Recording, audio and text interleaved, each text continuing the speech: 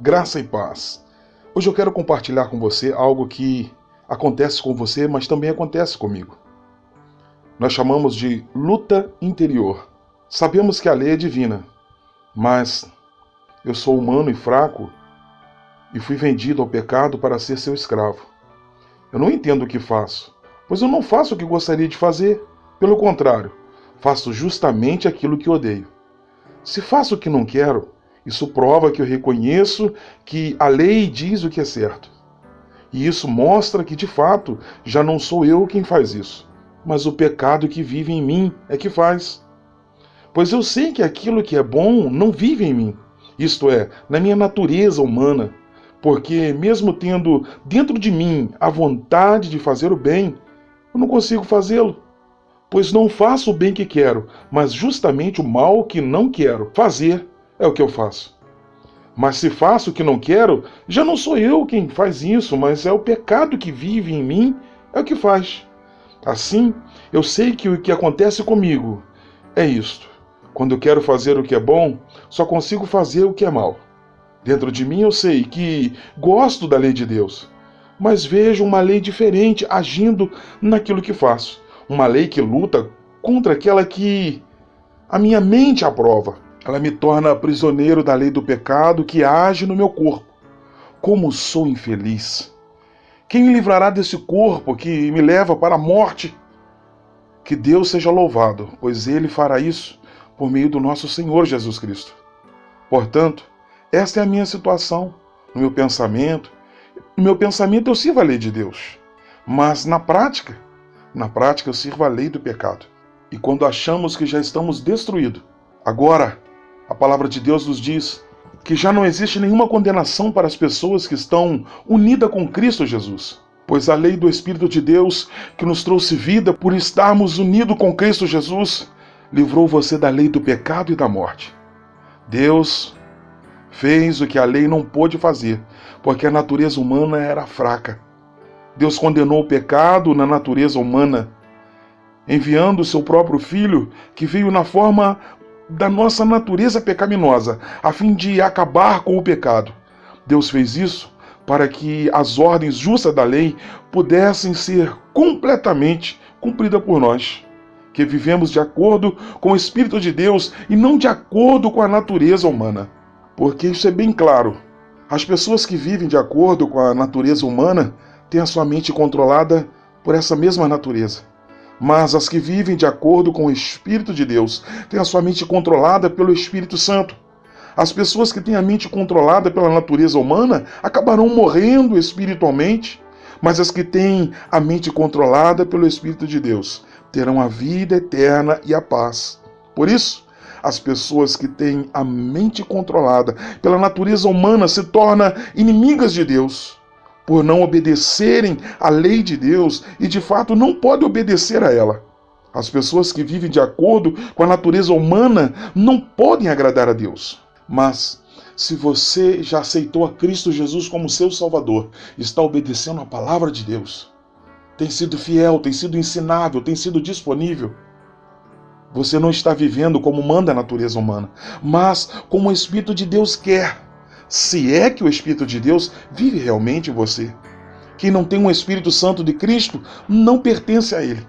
Mas se Cristo vive em você, então, embora o corpo de vocês vá morrer por causa do pecado, o Espírito de Deus é vida para vocês, porque vocês foram aceitos por Deus. Nós somos aceitos por Deus.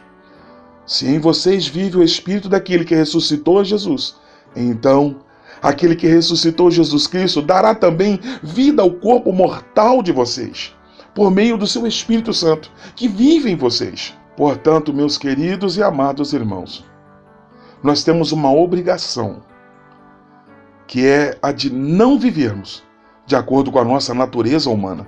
Porque se vocês viverem de acordo com a natureza humana, vocês vão morrer espiritualmente.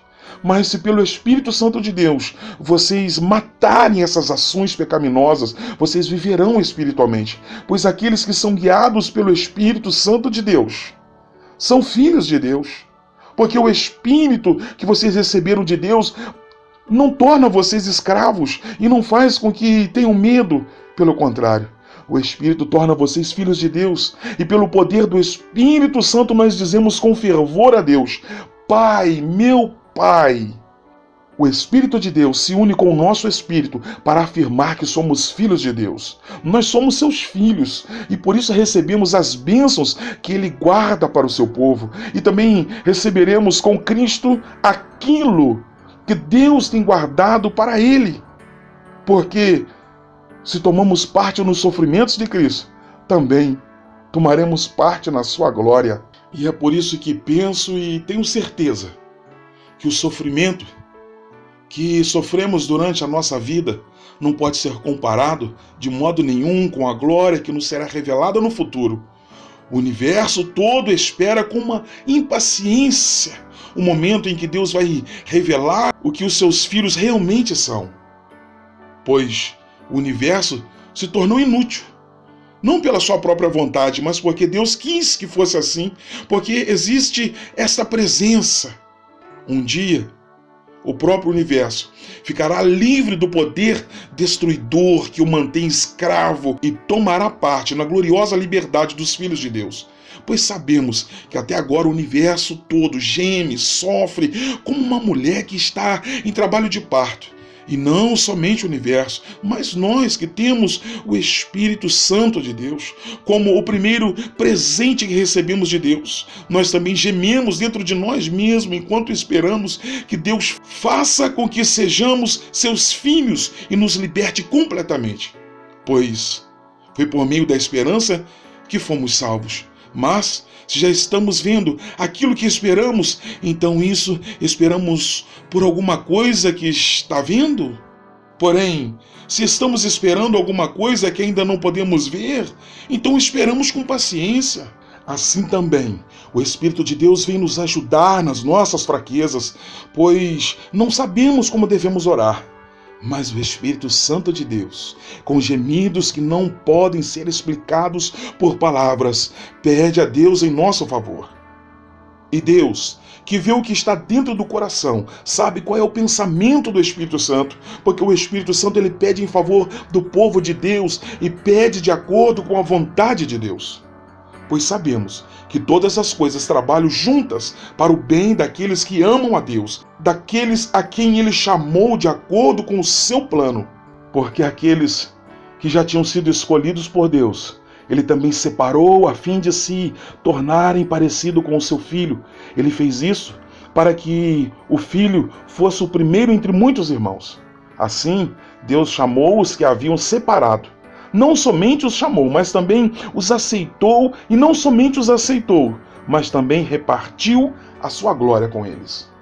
Fique com esta palavra no seu coração. Em nome de Jesus.